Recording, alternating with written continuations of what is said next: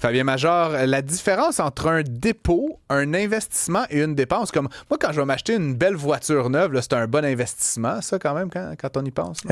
Pas tout à fait, sauf si c'est une édition de collection, peut-être.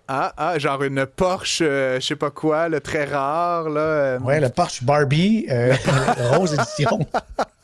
Ça prend de la Peut-être. valeur, hein? C'est ça, c'est un bon investissement, mais il y a souvent une confusion dans le langage, puis c'est vrai, Oui. tu le mentionnes, certains vendeurs nous font passer certaines dépenses comme si c'était des investissements, souvent. Effectivement, des patentes comme un spa, ça c'est un investissement, une table de pool. J'en entends de toutes sortes et ça vient vraiment m'agresser parce qu'à peu Ouais. près tout est un investissement, que ce soit un cabanon, n'importe quoi. Non, mais Ben, quand je me même, fais l'avocat juste du pour... diable, un Oui. cabanon, là, où, tu sais, bon, parce que, bon, je m'achète une maison, moi, tu sais, je déménage dans 3 semaines, d'ailleurs, tu viendras m'aider si ça tente, mais j'offre la Pizza. pizza et la bière, bien évidemment. Mais Ouais. je passe m'installer une piscine, tu sais, puis je me dis, bon, OK. j'ai une maison unifamiliale dans une banlieue, il me semble qu'une piscine, ça va, entre guillemets, ajouter à la valeur de la maison, tu sais. Est-ce que Et c'est non. un... non? Un Non. peu, un Non, non. peu quand même, Parle un non? peu. Eh bien, parle un peu à des agents et puis ils vont te dire que la plupart du temps, ça n'a de valeur qu'aux yeux de celui qui se baigne. Mais celui qui se Ouais. baigne pas, il dit, bon, ben, c'est une dépense, il va falloir que je remplis le trou carrément avec de la terre et tout boucher ça. Non, ça dépend de l'utilisation. C'est Hmm. déjà un bon point de départ quand on veut savoir. Mais d'ordinaire, quand on va déposer de l'argent dans un compte de banque, dans un certificat de dépôt, ben déjà, on a un indice.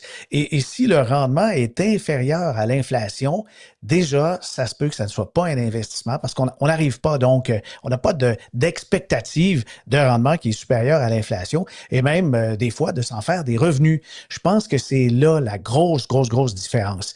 Une dépense, ben, ce qui nous fait plaisir, notre divertissement, le confort, très souvent, c'est juste quelque chose qui va faire qu'on va être un peu moins riche et ça va Hmm. s'éroder avec le temps.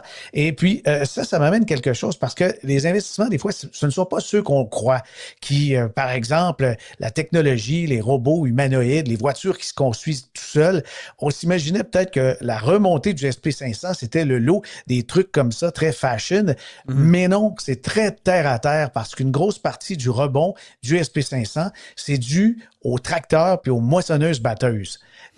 John Deere, là, Deere Co., c'est 20% de rendement, puis on est à peu près à moins 27 pour Tesla depuis le début de l'année. Hmm. Mais pourquoi Deere comme ça, les tracteurs verts, ça a si bien fonctionné au niveau de l'action?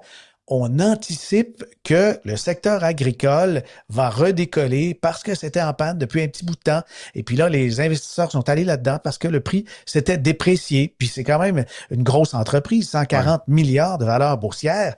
Mais pour vous dire que des fois, on revient à des valeurs qui sont plus proches des années 50 que des années 2000 et ça fonctionne. D'autant plus que quand on s'achète un tracteur, c'est un investissement puisque ça permet de gagner des revenus. Pas que le tracteur, lui, il va gagner en valeur, mais il va nous Non. permettre de générer un revenu Sauf, supplémentaire. sauf quand c'est moi qui s'achète un tracteur juste parce que j'ai envie de me balader en tracteur à la Ouais, campagne. garde ta Et ça, j'en trottinette. connais quand même pas mal, hein, des genres de gentleman farmers qui s'achètent des Oui, tracteurs because il faut faire un trou par-ci, un trou par-là, c'est le fun. Mais ouais, effectivement, t'as bien raison de le mentionner, mais c'est un investissement pour un agriculteur, pas mhm. pour toi et moi qui s'achetons un tracteur pour le plaisir d'en Effectivement, posséder ça un. devient du divertissement pour nous, là, Ouais. les banlieusards. Ceci dit, j'avais eu l'opportunité, puis finalement, ça n'a pas fonctionné avec le vendeur, mais d'acheter un Massey Ferguson 1956. Et le monsieur voulait me Hmm. vendre ça 4000 $. Donc, ça, on était presque dans le registre de l'investissement, Fabien. Non? Oui, Je veux dire, il y avait peu de chances quasiment. que ça baisse beaucoup rendu là, tu sais. C'est Euh, vrai, c'est vrai. voilà, parlons en quelques mots. Là, bon, évidemment, Trump continue à faire des siennes aux États-Unis et ça a un impact majeur sur les marchés boursiers. On a craint le pire. Finalement, le marché s'est un peu rétabli, mais ça reste que cette obsession qu'il a, notamment envers l'immigration et tout ça, ça favorise pas nécessairement les entreprises américaines, Fabien. Non, vraiment pas. Beaucoup d'investisseurs se disent, qu'est-ce que je peux faire pour éviter les États-Unis, où ils se créent des alliances, les pays européens avec l'Asie, le Canada avec l'Asie, l'Inde et puis bien sûr la France, l'Angleterre. Et si bien que les investisseurs se disent, oh, ça a bien fonctionné avec les actions américaines depuis 15 ans, mais avant ça, il y avait des investissements internationaux qui fonctionnaient même mieux que les actions américaines. Mais c'est un bon réflexe de regarder ailleurs. Et si on veut avoir des placements qui n'ont pas du tout de participation aux États-Unis, il faut chercher quelques petits mots-clés dans vos FNB et vos fonds d'investissement, comme par exemple action internationale.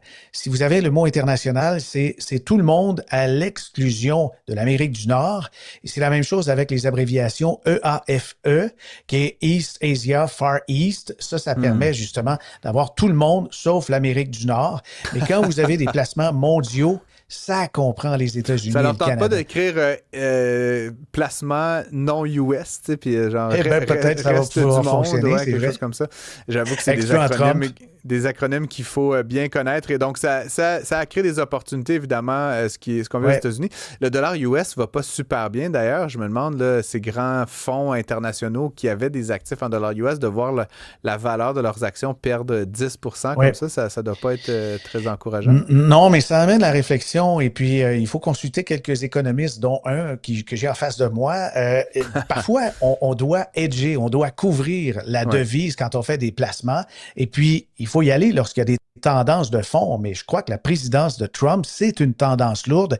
Et si on veut garder ses investissements sur le marché américain, peut-être à ce moment-là se couvrir contre les effets de taux de change, parce qu'en ce moment, on est perdant. Si par exemple les actions ont monté de 10 et notre devise elle s'est appréciée autant, ben, on n'a pas fait de rendement. Mais c'est le contraire avec l'euro en ce moment. On gagne sur les deux tableaux. Les actions montent, la valeur de l'euro Et augmente par l'action, rapport au ouais, dollar ouais. canadien. Et là, les rendements, c'est très fort depuis le début de l'année, 15 à 20 pour les fonds FNB européens. Oui, très intéressant. Évidemment, on va continuer à suivre ça avec toi, Fabien. Merci d'être avec nous tous les jours pour donner un éclairage à la finance, à l'économie mondiale. On se retrouve demain, même place, même heure. À bientôt.